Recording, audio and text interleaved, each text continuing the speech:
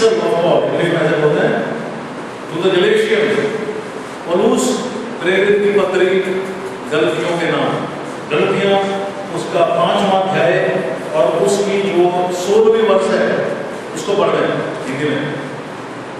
पर मैं कहता हूँ आत्मा के अनुसार चलो तो तुम शरीर की लालसा किसी रीति से पूरी ना करोगे। पढ़ते रहोगे 18वीं वर्ष तक। क्योंकि शरीर आत्मा के विरोध में और आत्मा शरीर के विरोध में लालसा करता है और ये एक दूसरे के विरोधी है, इसलिए कि जो तुम करना चाहते हो वह ना करने पाओ। और यदि तुम आत्मा की चलाए चलते हो तो व्यवस्था का अधीन ना है।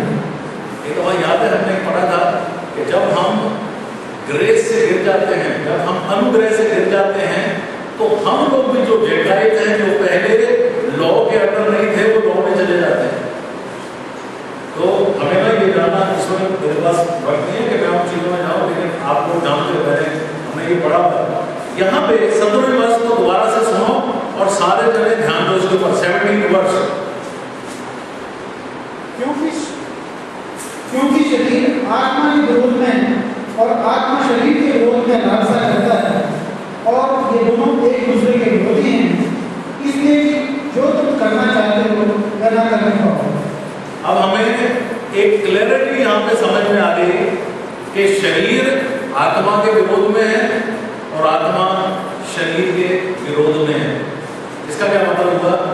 जो हमारे अंदर आत्मा है वो एक तरीके से चलना चाहता है परमेश्वर की आत्मा के द्वारा, और जो हमारा शरीर है वो दूसरे ओर चलना मांगता है, जो कि दुनिया की बातें है।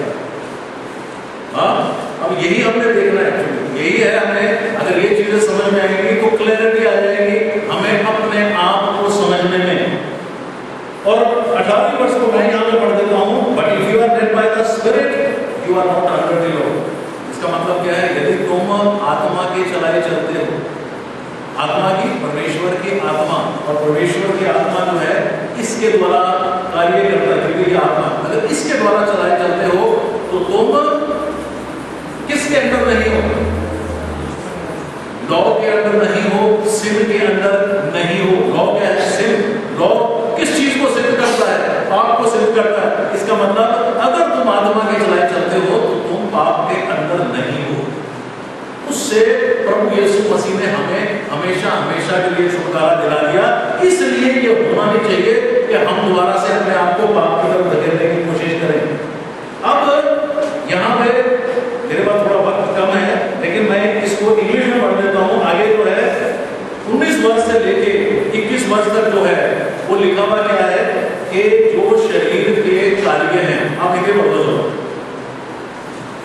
शरीर के काम तो प्रकट हैं, अर्थात विचार, गंदे काम, लुचपन, मूर्ति पूजा, टोना, बैर, झगड़ा, ईर्ष्या, क्रोध, विरोध, फूट, उधर, दाग, मतवालापन, गिला और इनके जैसे और काम हैं।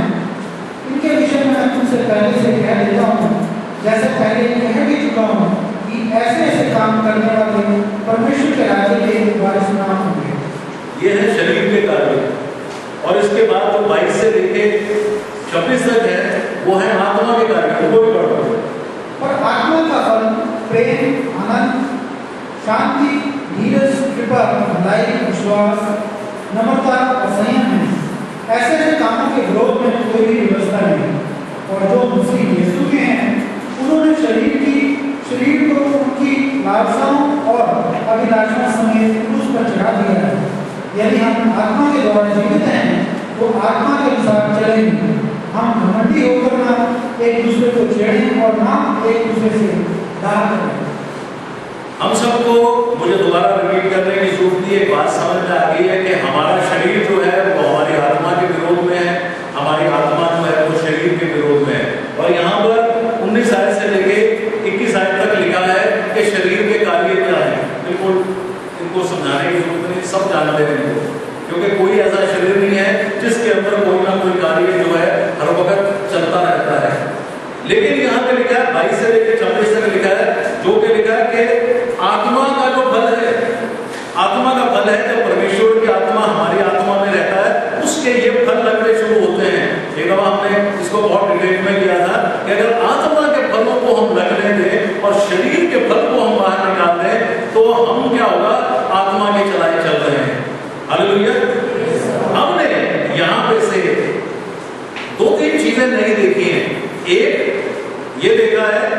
कि परमेश्वर के वचन में लिखा है तू अपने मन को, अपनी सोल को, अपने प्राणों को, सोल को हिंदी में प्राण लिखा है, और सोल क्या है? हमारा इंटेलेक्ट, हमारी इंटेलिजेंस, हमारा ब्रेन पार्ट, हमारे इमोशन, ये रोना, ये हंसना, ये सारा कुछ हमारी सोल में से, यहां से निकलता है। एक शरीर है हमारा और एक आत्मा है हमारी। और यहां पे वचन कहता है अपने सोल को, अपने ये जो पोर्शन है यहां दिया हुआ माइंड है, इसको परमेश्वर के वचन से बदल। क्यों बदल? क्योंकि हमने अभी पढ़ा कि शरीर जो है उसके फर्क कार्य हैं, आत्मा के उसके कार्य फर्क हैं, और शरीर इस साइड में जाता है, आत्मा उस साइड में जाता है। और वचन ने क्या लिख दिया? वचन ने एक बात लिखी है, और वो ये लिखी है कि तू अपने माइंड को रिन्यू कर, इसको परमेश्वर के वचन से बदल। ये क्यों लिखा है ये मैं आज आपको सिखाना मांगता हूं, बताना मांगता हूं, ताकि हमको समझ में आ जाए कि वचन में किस तरीके से हमारे लिए ये बातें लिखी हुई हैं। हालेलुया। बहुत से लोग इन चीजों को जानना चाहते हैं, और इन बातों को जानने के लिए हम चलेंगे उत्पत्ति 2 में। तो उससे पहले और कार्य करते हैं हम, ये तो थेसलोनियन की पुस्तक है, ताकि हमें एक बात और समझ में आने के लिए इससे थोड़ा सा आगे जाएंगे, गलतियों से आगे चले गए, इफ्सियों से आगे चले गए, कुर्सियों से आगे चले गए, तो थेसलोनियन आ जाता है।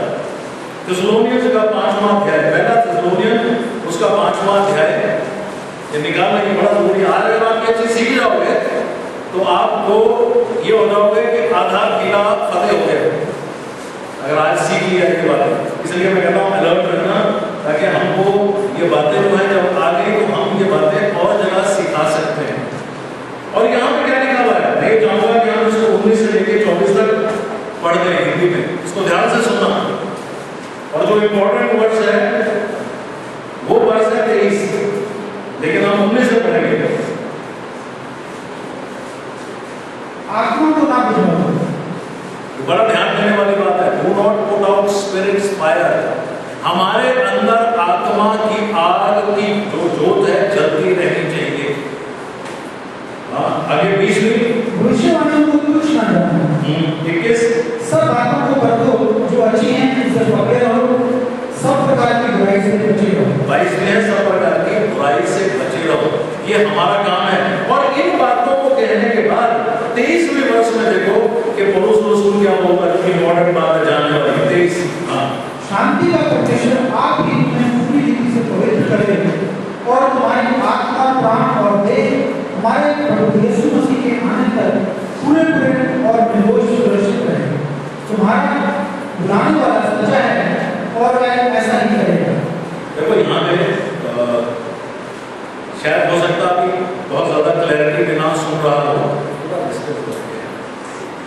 यहाँ पे इस तरीके से लिखा है 23वें वर्ष में, मे गॉड हिमसेल्फ, परमेश्वर खुद क्या करे, द गॉड ऑफ पीस, जो कि शांति का परमेश्वर है, जिसका नाम है यहोवा, क्या बोलते हैं उसको? हाँ, यहोवा, सारे जने